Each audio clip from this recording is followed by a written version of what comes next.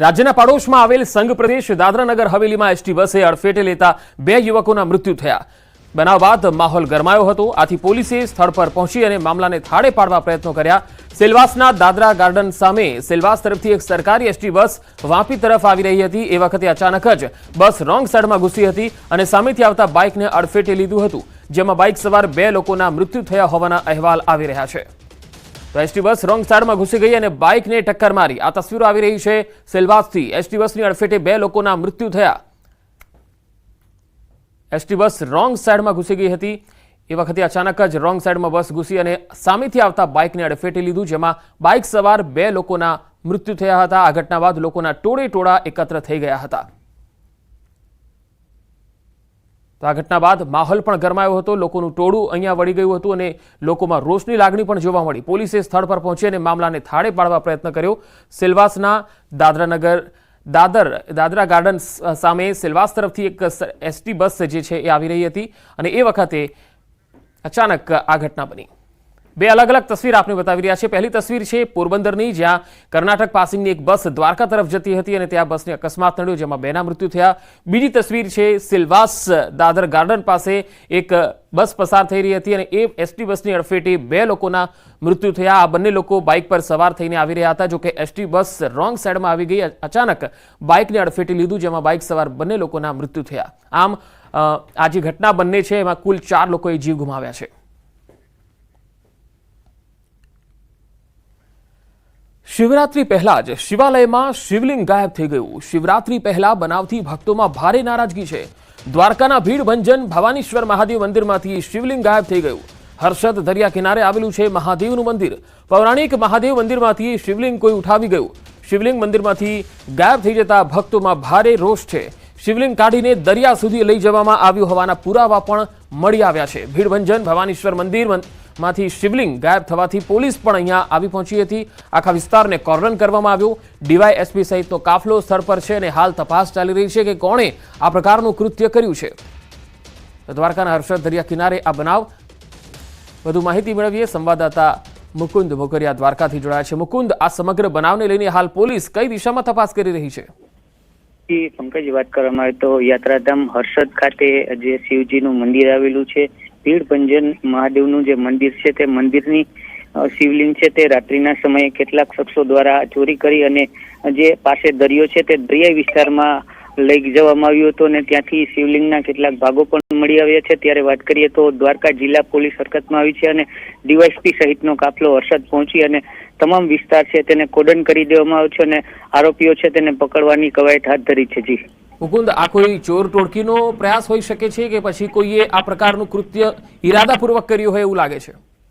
જી પંકજ, વાત કરીએ તો યાત્રાધામ હર્ષદ પાસે જે દરિયાઈ પટ્ટી છે તે દરિયાઈ પટ્ટીમાં છેલ્લા 1.5 વર્ષ પહેલા જે ડિમોલેશન કરવામાં આવ્યું હતું, ત્યારે આ એક મંદિર હતું, તે પૌરાણિક મંદિર હતું અને પૌરાણિક મંદિર જ એક ત્યાં છે। ત્યારે વાત કરીએ તો ડિમોલેશન થયા બાદ જે હર્ષદની બાજુમાં આવેલું આ શિવજીનું મંદિર છે, તે શિવજીના મંદિરમાં જે શિવલિંગ ગાયબ થતા અનેક તર્ક વિતર્કો પણ સામે આવ્યા છે। ત્યારે વાત કરીએ તો ભક્તોમાં પણ ભારે રોષની લાગણી ફેલાય છે। જી મુકુંદ, આ મંદિરમાં કોઈ સેવા પૂજારી અહીંયા હતા? કોઈએ આજુબાજુમાં કોઈ લોકો સાથે આપની વાતચીત થઈ શકી? જી, વાત કરીએ તો મંદિરના પૂજારી છે તે પૂજારી સવારે પૂજા કરવા ગયા હતા, ત્યારે જે શિવજીનું જે શિવલિંગ છે તે ગાયબ હતું। ત્યારે પૂજારી દ્વારા આસપાસના લોકોને જાણ કરતા પોલીસને જાણ કરવામાં આવી હતી અને પોલીસ દ્વારા જે તપાસ હાથ ધરી હતી, પરંતુ હજી સુધીમાં પૂજારીનો સંપર્ક નથી થયો। પરંતુ હાલ ડીવાયએસપી અને એસપી સહિતનો કાફલો ત્યાં પહોંચી ચૂક્યો છે અને તમામ દિશામાં તપાસના ચક્રો ગતિમાન કર્યા છે। જ્યારે આ કેના દ્વારા કૃત્ય કરવામાં આવ્યું છે તે પણ તપાસનો વિષય હાલ પોલીસ દ્વારા કરવામાં આવી રહ્યો છે। જી મુકુંદ, આભાર માહિતી આપવા માટે। તો દ્વારકામાં ભીડભંજન ભવાનીશ્વર મંદિરનો આ બનાવ છે, જે હર્ષદ દરિયા કિનારે આવેલું આ મંદિર છે અને આ મંદિરમાં અચાનક શિવલિંગ છે એ કોઈ વ્યક્તિ દ્વારા ગાયબ કરી દેવામાં આવ્યું। શિવરાત્રી પહેલા જ શિવાલયમાંથી શિવલિંગ ગાયબ થઈ જતા લોકોમાં રોષ જોવા મળી રહ્યો છે। ભીડભંજન ભવાનીશ્વર મહાદેવ મંદિરમાં આ શિવલિંગ કેવી રીતે ગાયબ થયું, કોને ગાયબ કર્યું અને કયા ઈરાદાથી ગાયબ થયું છે, આ તમામ જે સવાલો છે એ હાલ તપાસનો વિષય બન્યા છે। તો તો હાલ અલગ અલગ તસવીર આપને બતાવી રહ્યા છે. લાગણી દુભાવવાનો આ પ્રયાસ હોઈ શકે છે. 3 અલગ અલગ તસવીર આપને બતાવી રહ્યા છે. પહેલી તસવીર દ્વારકા, જ્યાં શિવલિંગ ગાયબ થઈ ગયું. બીજી તસવીર વેજને બદલે નોનવેજ ખવડાવવામાં આવ્યું. અને ત્રીજી તસવીર આવતીકાલે જ્યારે શિવરાત્રી છે અને જૂનાગઢ સહિત તમામ શિવાલયોમાં મોટી સંખ્યામાં ભક્તો આવી રહ્યા છે અને ભવનાથના દર્શન કરી ધન્યતાનો અનુભવ લઈ રહ્યા છે. ત્યારે આ 3 અલગ અલગ તસવીર, એક તરફ શ્રદ્ધાનો મહાકુંભ કહી શકાય, એ રીતે જૂનાગઢમાં મિની કુંભ કહેવાય છે અને મૃગીકુંડમાં સ્નાન કરવા માટે મોટી સંખ્યામાં સંતો મહંતો આવી રહ્યા છે. તો દ્વારકામાં આ પ્રકારની ઘટના પણ બની રહી છે. લાગણી દુભાવવાના પ્રયાસો થઈ રહ્યા છે. અરવલ્લી જિલ્લાના શામળાજી મેશ્વો ડેમમાંથી કેનાલમાં ચોથા તબક્કાનું પાણી છોડવામાં આવ્યું. ડેમમાંથી ખેડૂતોને સિંચાઈ માટે 60 ક્યુસેક પાણી છોડાયું. તંત્રના નિર્ણયથી ભિલોડા, મોડાસા અને ધનસુરાના 60 ગામના ખેડૂતોને ફાયદો થશે. ઘઉં, ચણા, વરિયાળી સહિતના ખેડૂતોની 7000 હેક્ટર જમીનના પાકને ફાયદો થવાનો છે. તો ભિલોડા, મોડાસા, ધનસુરાના ખેડૂતોને પાણી છોડવાથી ફાયદો થશે. ઓવરઓલ 60 ગામના ખેડૂતોને ફાયદો થશે. ઘઉં, ચણા અને વરિયાળી જેવા પાકોને લાભ થશે. અરવલ્લીમાં શામળાજી મેશ્વો ડેમમાંથી જે પાણી છોડવામાં આવ્યું છે તેનાથી ખેડૂતો ખુશખુશાલ છે.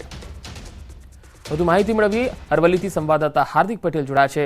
હાર્દિક, આ 3 તાલુકાના જે ગામોને ફાયદો થવાનો છે, આ કેટલા સમય સુધી ચાલશે પાણી આપવાનું કાર્ય? પંકજ, ચોક્કસથી જે પ્રકારે યાત્રાધામ શામળાજી પાસે જે મેશ્વો જળાશય આવેલો છે ત્યાંથી ચોથા તબક્કાનું પાણી છોડવામાં આવ્યું છે. ખાસ કરીને ખેડૂતો માટે ખૂબ સારા સમાચાર છે, કારણ કે 60 ક્યુસેક પાણી લગભગ 3 તાલુકાના જે ભિલોડા, મોડાસા અને ધનસુરા તાલુકાના જે ખેડૂતો છે તેમને જે હાલ વાવેતર કર્યું છે 7000 હેક્ટર જમીનમાં, તેમાં ઘઉં, ચણા, વરિયાળી, દિવેલા, જીરુના પાકમાં ફાયદો થવાનો છે. હાલ પાણીની તાતી જરૂરિયાત છે, ત્યારે આગામી જે 10 દિવસ સુધી આ પાણી આપવામાં આવી શકે છે. આ સંજોગોમાં જે પ્રકારે ધીમે ધીમે ગરમી વધી રહી છે પંકજ, ખાસ કરીને ત્યારે પાકને હાલ તાતી જરૂરિયાત છે પાણીની. તેવા સંજોગોમાં હાલ ખેડૂતો માટે સારા સમાચાર છે. જી હાર્દિક, આભાર માહિતી આપવા માટે. સ્થાનિક ચૂંટણીના પરિણામો બાદ સત્તાના સુકાનની પ્રક્રિયા ચાલી રહી છે. રાજ્યની 66 નગરપાલિકામાં પ્રમુખની પસંદગી કરવા ભાજપની નિરીક્ષકોની વરણી થઈ ગઈ છે. જૂનાગઢ મહાનગરપાલિકામાં પણ મેયર સહિતના પદાધિકારીઓ પસંદ કરાશે. તારીખ 25, 26 અને 27 એમ 3 દિવસ ચાલશે પસંદગીની કાર્યવાહી. તારીખ 28 ફેબ્રુઆરી અને 1 માર્ચના રોજ પાર્લામેન્ટરી બોર્ડની બેઠક મળશે. 1 માર્ચ બાદ તમામ પાલિકાને મળશે પ્રમુખ અને જૂનાગઢ મહાનગરપાલિકાને મળશે મેયર. વધુ માહિતી મેળવીએ. સંવાદદાતા ગૌતમ શ્રીમાળી જોડાયા છે. ગૌતમ, હવે આગામી 3 દિવસ આ પસંદગીની પ્રક્રિયા ચાલશે. શું વધુ અપડેટ આવી રહી છે? કઈ રીતે આ પ્રક્રિયા થશે?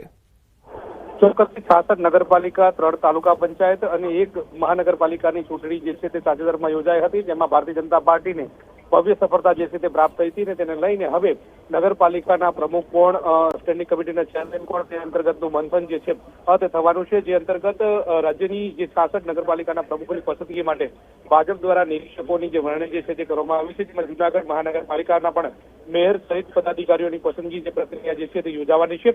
આજથી એટલે કે આજે, આવતીકાલે અને 27 તારીખે 3 દિવસ સુધી આ પસંદગીની કાર્યવાહી જે છે તે થવાની છે. જેમાં નિરીક્ષકો જે છે તે ગ્રાઉન્ડમાં જશે, ત્યારબાદ તમામ જે પ્રમુખો માટેના સેન્સ પ્રક્રિયા જે છે તે લેશે. ત્યારબાદ 28 ફેબ્રુઆરીએ સમગ્ર મુદ્દે એક મંથન જે છે તે સંકલન બેઠક જે છે તે મળવાની છે. અને બેઠક બાદ ફાઇનલાઇઝ નામો જે છે તે અંતર્ગતની પાર્લામેન્ટરી બોર્ડ બેઠકની અંદર ચર્ચા થશે. 1 માર્ચ સુધીમાં પાર્લામેન્ટરી બોર્ડ બેઠક મળશે અને તેમાં આ પ્રમુખોના નામોની ચર્ચા જે છે તે થશે. એટલે કે આવનારા દિવસની અંદર 1 માર્ચ સુધીમાં જે નવી નગરપાલિકા જે મળી છે તેમાં પ્રમુખો, જૂનાગઢ મહાનગરપાલિકાઓ સહિતના મેયરો માટેની વરણી જે છે તે પ્રક્રિયા પૂર્ણ થઈ ચૂકી છે અને તેમાં પ્રમુખો જે છે તે મળી જશે. જી આભાર માહિતી આપવા માટે ગૌતમ. રાજકોટના સમૂહ લગ્નમાં છેતરપિંડી મામલે કોંગ્રેસની એન્ટ્રી થઈ છે. રાજકોટ શહેર કોંગ્રેસ પ્રમુખ અતુલ રાજાણીએ કહ્યું છે કે સમૂહ લગ્નમાં છેતરપિંડી કરનારા શખ્સો સામે કડકમાં કડક કાર્યવાહી કરવામાં આવે. આ અંગે તેમણે રાજકોટ જિલ્લા કલેક્ટરને રજૂઆત કરી. લગ્નના ખર્ચનો હિસાબ, આયોજકોનો ક્રિમિનલ રેકોર્ડ, કરિયાવર સહિતના મામલે જિલ્લા કલેક્ટર દ્વારા નિયમો ઘડવામાં આવે તેવી માંગણી કરવામાં આવી.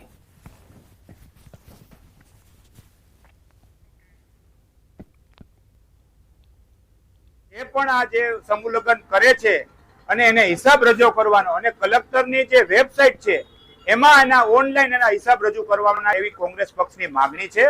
અને જે 2 દિવસ પહેલા જે સમૂહ લગ્નના જે મુખ્ય સૂત્રધાર હજી પકડાના નથી એની સામે પગલાં લ્યો, કડકમાં કડક જાહેરમાં એને રોડ ઉપર લઈ આવી જેના પૈસા ઉઘરાવેલા છે એને પરત આપવા એવી કોંગ્રેસ પક્ષની માંગણી કરવામાં આવી છે.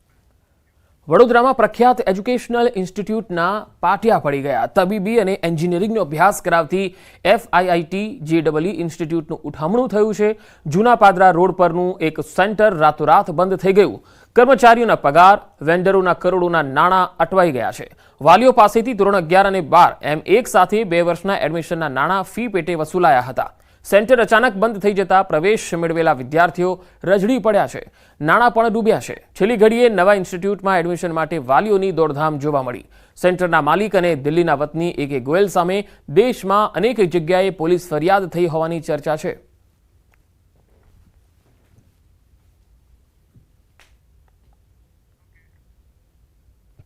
વિદ્યાર્થીઓને તબીબી અને એન્જિનિયરિંગનો અભ્યાસ કરાવતી ફિટજી ઇન્સ્ટિટ્યૂટ છે તેનું ઉઠામણું થઈ ગયું છે, જેના કારણે સેંકડો વિદ્યાર્થીઓ અને વાલીઓ જે છે તે મુશ્કેલીમાં મુકાયા છે.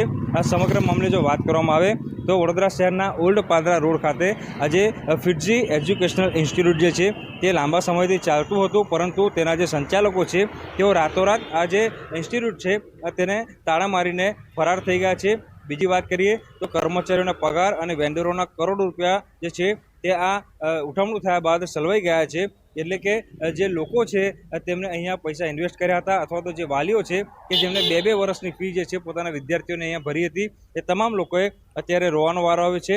આ સંચાલકોની વાત કરીએ તો વાલીઓ પાસેથી ધોરણ 11 અને 12ના એક સાથે 2 વર્ષના એડમિશનના જે પૈસા જે છે તે ઉઘરાવી લેવામાં આવ્યા હતા, અને અચાનક રાતોરાત આ જે ઇન્સ્ટિટ્યૂટ છે તેને તાળા વાગી જતા જે વિદ્યાર્થીઓ જે છે ચોક્કસથી મુશ્કેલીમાં મુકાય છે. કારણ કે થોડા સમય બાદ જ્યારે પરીક્ષાઓ યોજાવાની છે ત્યારે પરીક્ષા ટાણે જ આ જે ઇન્સ્ટિટ્યૂટ છે તેનું ઉઠામણું થઈ જતા, તાળા વાગી જતા અત્યારે જે વાલીઓ અને વિદ્યાર્થીઓ જે છે તે અન્ય કોચિંગ સેન્ટર અથવા તો ઇન્સ્ટિટ્યૂટમાં એડમિશન લેવા માટે આમ તેમ દોડધામ જે છે તે કરી રહ્યા છે.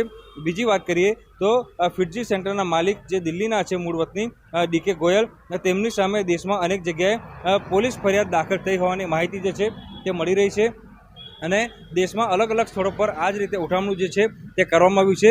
નાનામાં નાનો સિક્યુરિટી ગાર્ડથી માંડીને મોટી મોટી એજન્સીઓ અને વાલીઓ પાસેથી કરોડો રૂપિયા ઉઘરાવ્યા બાદ આ જે ઇન્સ્ટિટ્યૂટ છે તેનું ઉઠામણું થઈ જતાં અત્યારે વડોદરા શહેરમાં જે છે તે ચિંતાનું મોજું ફરી વળ્યું છે. કારણ કે આગામી સમયમાં વિદ્યાર્થીઓની પરીક્ષા છે, અને આ પરીક્ષા ટાણે જ વિદ્યાર્થીઓ અન્ય જગ્યા પર એડમિશન લેવા માટે કઈ રીતે આખું પ્રોસિજર છે તે પૂરો કરશે, તે સૌથી મોટો સવાલ જે છે તે ઉઠવા પામી રહ્યો છે.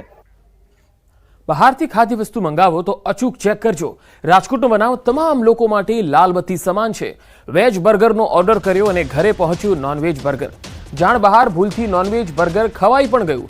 ગ્રાહકે મેકડોનાલ્ડ પાસેથી વેજ બર્ગર મંગાવ્યું હતું. રાજકોટ મેકડોનાલ્ડની ગંભીર બેદરકારી છતી થઈ. શાકાહારી વ્યક્તિની ધાર્મિક લાગણી દુભાતા ગ્રાહકે ગ્રાહક સુરક્ષા કોર્ટમાં કેસ કરવાની તૈયારી શરૂ કરી છે. વૈષ્ણવ ધર્મ પાળતા અને રાજકોટમાં રહેતા કેવલ વિરાણી નામના વ્યક્તિના કહેવા પ્રમાણે તેમણે પોતાના પરિવાર માટે સ્વિગી ડિલિવરી એપ મારફતે મેકડોનાલ્ડ્સમાંથી 6 વેજ બર્ગર મંગાવ્યા, જેમાંથી 4 વેજ અને 2 નોનવેજ આવ્યા. આ અંગે જ્યારે મેકડોનાલ્ડનો સંપર્ક કર્યો ત્યારે તેમણે સ્વીકાર્યું કે ભૂલ તેમના તરફથી છે. કામના વધુ ભારણને કારણે આવી ભૂલ થઈ હતી.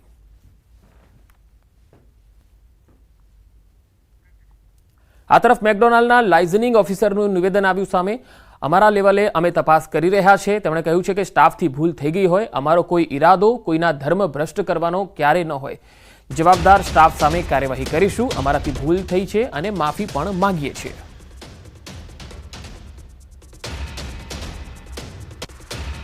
મારફતે મેકડોનલ્ડ્સમાંથી 6 બર્ગર મંગાવ્યા વેજ, તેમાંથી સ્વિગી મારફતે ડિલિવરી થઈ 9:15ની આજુબાજુ. પછી જમતા હતા ત્યારે વેજ બર્ગર 4 વેજ બર્ગર હતા અને 2 નોનવેજ બર્ગર નીકળ્યા. ફેમિલી સાથે જમવા બેઠા હતા, એમાંથી 2 ચિકન ખવાઈ ગયેલું. ત્યારબાદ ખબર પડી કે આમાં રેડ કલરનો કાગળ આપેલો હતો, એટલે જોયું, ચેક કર્યું, એટલે ખબર પડી કે આ ચિકન છે. નાખ્યો તો વેજનો ઓર્ડર, 2 ચિકન આવ્યા, 4 વેજ આવ્યા, એટલે એક ખવાઈ ગયું. પછી ખબર પડી કે આમાં 1 ચિકન આવી ગયેલું છે. તેથી કરીને પછી 1 ચિકનનું બર્ગર લઈને અમે મેકડોનલ્ડ્સની કંપનીએ ગયા. એકમાત્ર વેજીટેરિયન હોય અને એને ચિકન ખાઈ લીધું છે અને એની આસ્થા સાથે અને એ બાબતે એને જે લાગણી દુભાણી છે તે બાબતે મારી સલાહ લીધેલી છે, અને તે માટે ભવિષ્યમાં કાનૂની સલાહ મળીએ મારા ક્લાયન્ટ મેકડોનાલ્ડ સામે અને લાગતા વળગતા દરેક વ્યક્તિઓ સામે કન્ઝ્યુમર રાહે કાયદેસરની કાર્યવાહી કરવા માટે જવાના છે. એ બાબતે અમે જાંચ કરી રહ્યા છીએ અને ઇન્વેસ્ટિગેશન કરી રહ્યા છીએ.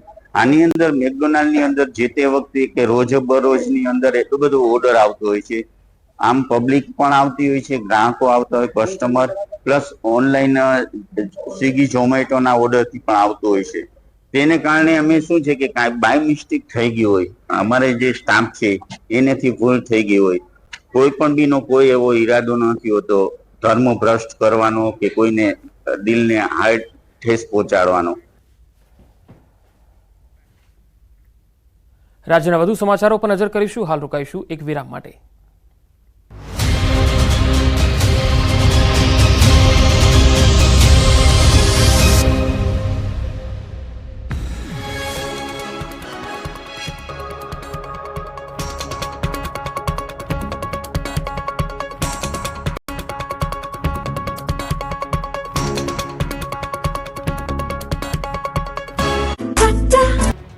ગુજરાતમાં ઉનાળાની ધગધગતી એન્ટ્રી થઈ ગઈ છે. ફેબ્રુઆરી માસમાં જ માથાફાડ ગરમી પડવા લાગી છે. જેવી માર્ચ મહિનામાં ગરમી પડે તેવી ગરમી અત્યારથી પડવા લાગતા ઘરે ઘરે પંખાની બદલે સીધા એસી શરૂ થવા લાગ્યા છે. આગામી દિવસોમાં તો સૂરજદેવ કોપાયમાન થવાના છે. 5 દિવસ પરસેવો છોડાવી દે તેવી આકરી ગરમી પડવાની છે. હવામાન વિભાગે ઉનાળાની એન્ટ્રી સતત યલો એલર્ટ આપી દીધું છે. હવામાન વિભાગે આગાહી કરી છે કે હવે કાળઝાળ ગરમી માટે શેકાવા તૈયાર રહેજો. ગુજરાતના કાંઠા વિસ્તારમાં ગરમીનું યલો એલર્ટ અપાયું છે. કાંઠાના ભાગોમાં આખરી ગરમીનો અહેસાસ થશે. સૌરાષ્ટ્ર, કચ્છ અને દક્ષિણ ગુજરાતના દરિયાઈ વિસ્તારોમાં એલર્ટ અપાયું. આવતા દિવસોમાં પારો 2 થી 3 ડિગ્રી ઊંચકાઈ શકે. આ વિસ્તારોમાં અઠવાડિયાના મધ્ય સુધીમાં ગરમી 40 થી 41 સેલ્સિયસ તો સુરતની આસપાસ કેટલાક સ્થળે 42 સેલ્સિયસે પારો પહોંચી શકે છે.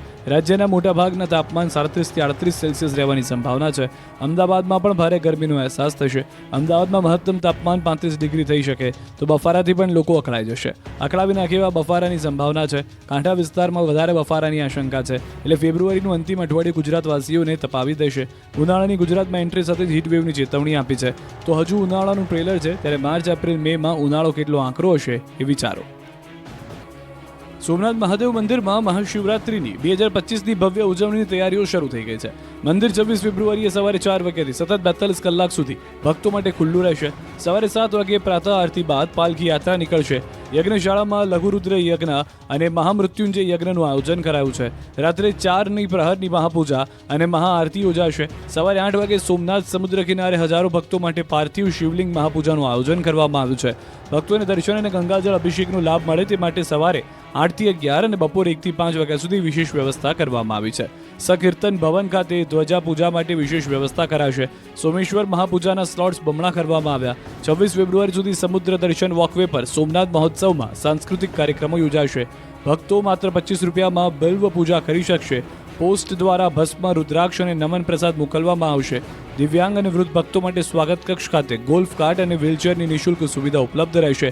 તો મંદિરમાં યાત્રીઓની વધતી સંખ્યાને અનુલક્ષીને લોકોની સુવિધા સચવાઈ રહે તેના માટે 3 દિવસ લાઇટ એન્ડ સાઉન્ડ શો બંધ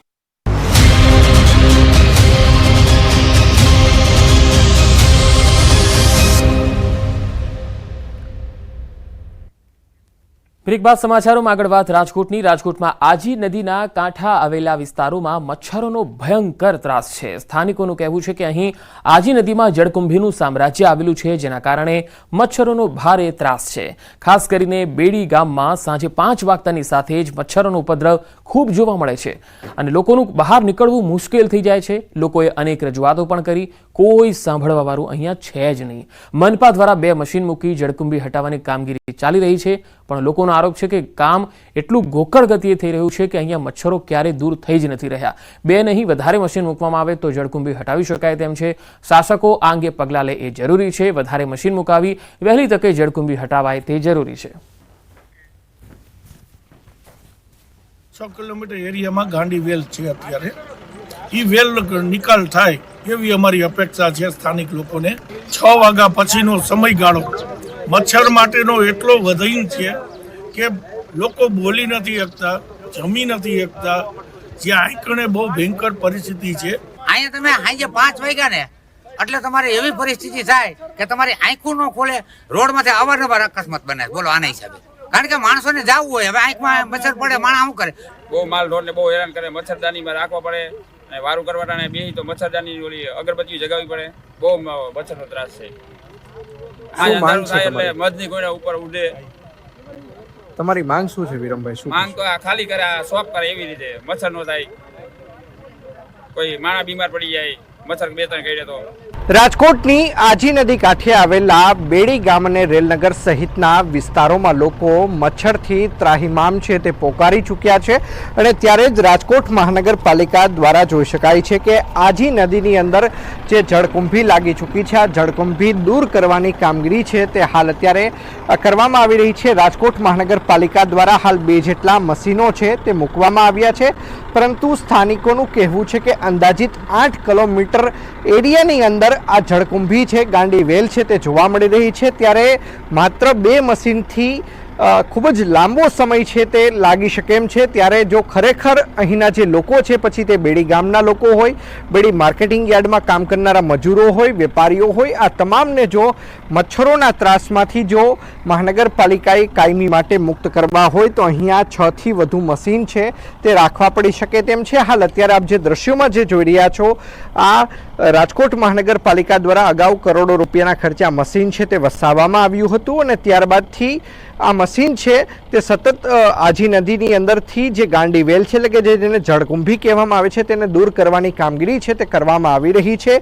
ત્યારે ખરા અર્થમાં જે જળકુંભી છે તે દૂર કરવાની કામગીરી કરવામાં આવે તેવું સ્થાનિકોનું કહેવું છે, કારણ કે આ જ પ્રકારે જો ગોકળ ગતિથી કામ થશે તો અંદાજિત 5 થી 6 મહિના જેટલો સમય લાગી શકે તેમ છે. તો પાછો જે ગંદુ પાણી હોવાના કારણે ચોમાસાથી આ જે ગાંડી વેલ છે તે ઉત્પન્ન થવાનું ફરીથી શરૂ થઈ જતું હોય છે. અંકિત પોપટ, ન્યૂઝ 18 ગુજરાતી, રાજકોટ. દાહોદના નકલી એનએ પ્રકરણ મામલે પોલીસે અગાઉ નોંધાયેલ ફરિયાદમાં જેલવાસો ભોગવી રહેલ મુખ્ય ભેજાબાજ અને બિલ્ડર ડેવલપર વચેટિયા તેમજ 2 સરકારી કર્મચારીઓ સહિત 4 આરોપીઓને ટ્રાન્સફર વોરંટના આધારે સબ જેલમાંથી અરેસ્ટ કરી પોલીસ કસ્ટડીમાં લીધા.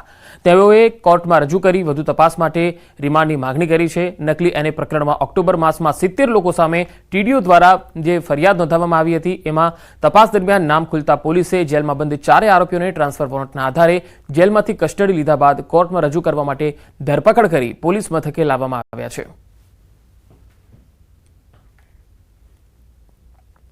આ તમામ આરોપીઓ છે એ અલગ અલગ ગુનાઓમાં અગાઉ અટક થઈ ચૂકેલા હતા અને હાલમાં જ્યુડિશિયલ કસ્ટડીમાં હતા, પરંતુ તપાસ દરમિયાન જે અન્ય ગુનો દાખલ થયો છે એમાં પણ નામ ખુલી આવતા તેમને એ ગુનાના કારણે પણ અટક કરવા માટે હાલમાં કસ્ટડી સંભાળેલી છે. હાલમાં જે કસ્ટડી છે એ ટીડીઓની જે ફરિયાદ હતી એમાં તેમને અટક કરવાની પ્રક્રિયા ચાલુમાં છે.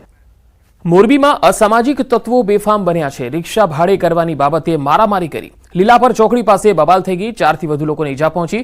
પેસેન્જર તરીકે આવેલ અજાણ્યા શખ્સે અન્ય લોકોને બોલાવી અને માર માર્યો. રિક્ષા ચાલક તેમજ રિક્ષા ચાલકને બચાવવા આવેલ અન્ય લોકોને પણ ધોકા વડે માર માર્યો. તમામ ઈજાગ્રસ્તોને સારવાર અર્થે મોરબી સરકારી હોસ્પિટલ ખાતે ખસેડવામાં આવ્યા. મોરબી તાલુકા પોલીસે બનાવ અંગે તપાસ હાથ ધરી છે.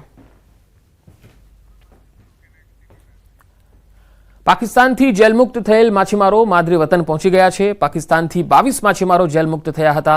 આ માછીમારો પરત ફરતા જ કેટલીક હકીકતો જાણવા મળી. જેલમાંથી મુક્ત થયેલા માછીમારોએ જણાવ્યું કે તેમને જમવામાં માત્ર 5 રોટલી જ આપવામાં આવતી હતી, જેમાં સવારે 1 રોટલી, બપોરે રાત્રે 2 રોટલી ભોજનમાં આપવામાં આવતી. પૂરતું ભોજન ન મળતા માછીમારો ભૂખ્યા રહેતા અને બીમાર પડી જતા. બધી આપણી રીતે સોફુરાઈ કે રહી છે, બધી ન કરીએ તો માર ખાવાનું છે. બધી જેલની જેલ રીતે હોય, ખુદ હાથે બનાવીને ખાતા, ખાવા પીવામાં હવા દઈ રોટી ખાલી લેતા ને સાલને હાથે બનાવતા. તો ડોક્ટર અમારા માટે મળી પડતો, બીજું તો કોઈ ગવર્મેન્ટ ને એવું તો કોઈ ધ્યાન દેતી નહીં. કોઈ અહીંયા કોણ ધ્યાન રાખે? એ લોકો એમ કે છે કે અહીંયાથી માણસો છોડે તો અમે અહીંથી છોડીએ. સવારના 1 રોટલી, બપોરના 2 અને સાંજે 2 રોટલી. દવાખાનું હોય અહીંયા અંદર, અહીંયા બોટલ ને એવું ચડાવી દે અને દવા આપી દે. અમને હવે આનંદ થયો, જાણે આવ્યા એટલે છૂટીને બધી નાતના દીકરા બધી સાઈઠે આવે છૂટીને. એનાની આવ્યા જલ્દી કરજો કાર્ય આવે છૂટવાનું. અમે 2022માં બીજા મહિનાની 5 તારીખે પકડાઈ ગયા હતા, તો 3 વર્ષની ઉપર થયા છે અમારા. તો અમારે પાછળ બીજા માણસો છે, તો અમારી આગે પકડાઈ ગયેલા છે એના 4 વર્ષ 3 વર્ષની ઉપર વાળા માણસો છે, તો એને જલ્દ સે જલ્દ છોડાવે. આ 22 માછીમારો પૈકી 14 માછીમારો છે એ ગીર સોમનાથ જિલ્લાના છે, 3 છે એ દેવભૂમિ દ્વારકા જિલ્લાના છે, 1 છે એ રાજકોટ જિલ્લાના છે, 3 છે એ દીવના છે અને 1 યુપીના ભાઈ છે. આમ બધા મળીને કુલ 22 માછીમારો છે એમને આપણે મુક્ત કરવામાં આવેલા છે અને આજે એમના સ્વજનોને આપણે સોંપવાના છે.